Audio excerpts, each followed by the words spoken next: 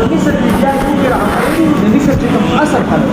او بل طرف ته په مصر کې د موسی علیه السلام دا قوم یعنې موسی نبي او اسرائیل.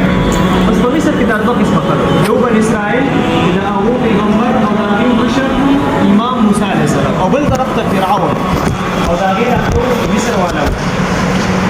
نو موسی علیه السلام دعوت ورکړو، دعوت یې ونه منلو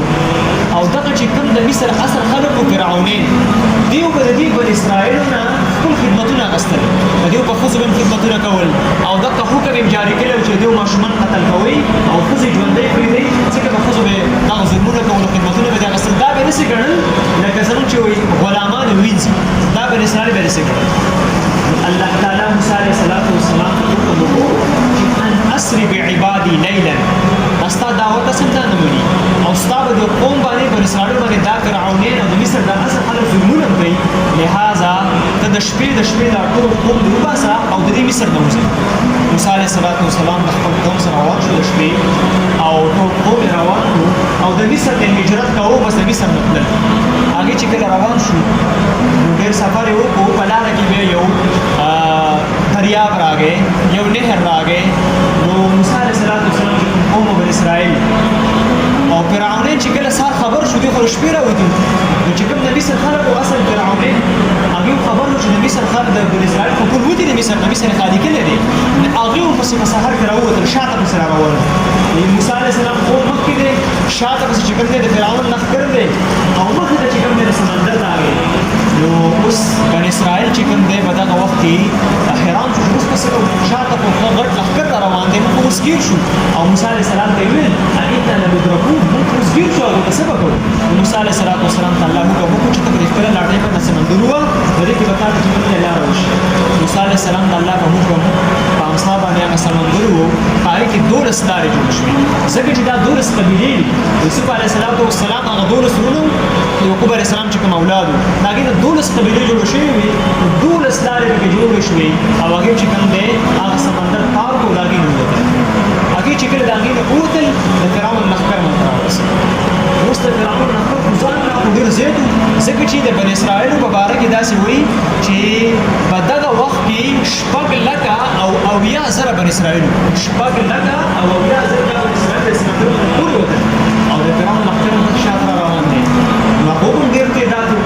ډېر زیات باغي وو. هغه چې کله را نږدې شو نو بعضې خلک داسې وو چې د فرعون سره نږدې وو او بعضې چې ډېر شاته را روان وو. چې کله را ورسېدل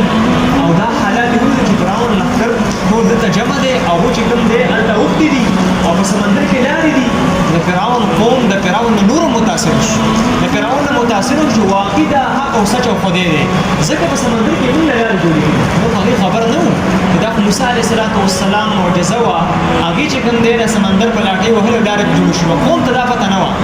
نو قوم نور متاثر شو فرعون نه چې دا خو واقعي چې صحیح حق او سچ خدای دی چې په سمندر کې موږ له لارې وکړي دي او خبر نه و چې د فرعون د ټنګ څه خبر، فرعون څه حالت دی د زړه، ځکه یې ته وویل اوس موسی علیه السلام په سمندر کې لارې جوړې شوي دي او فرعون په دغه یېره کې ولاړ و، ځکه څنګه اوسېده روان ده.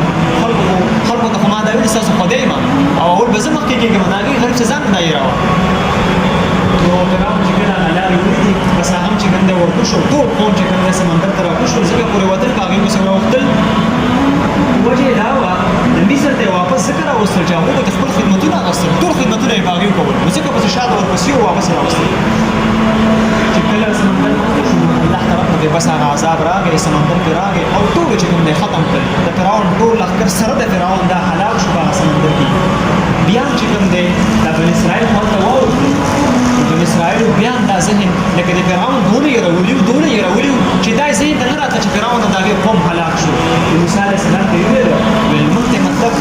راوښی وه فرعون څنګه هلاک شو، موږ خو ونه لیدو. موسی علیه السلام چې کوم دی د الله نه دعا وکړه، سوال یې وکړه یا الله دا چې کوم دی زما دې قوم ته وښیه دا فرعون چې څنګه هلاک شو. نو د نن حده پورې فرعون هغه ډانچه اوسه پرته ده او د اوسه پورې چې کوم دی دغسې هغه اردو کې هغه ډانچه پرته ده او خلک یې خلک د هغه چې کوم دی زیوله یې ځکه دا د موسی علیه السلام دعا وه چې خپل قوم یې ویني متاثر چې د خدایي د هغې کړې وه او الله دغسې چې کوم دی هلاک کړو برباد. اوس په دې واقعه کې اصل کې بن اسرائیل چې کوم موسی علیه السلام قوم هغې ته الله دا وښوده چې دا موسی علیه السلام د الله تعالی حق سچ پیغمبر دی، د دې خبر ومنئ.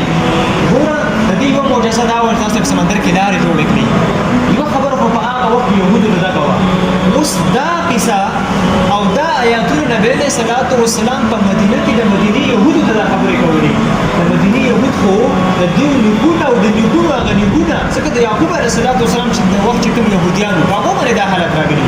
د نبی علیه السلام چې په مدینه کې دا خبرې هغه يهودو ته کولې دا اصل کې الله جل شانه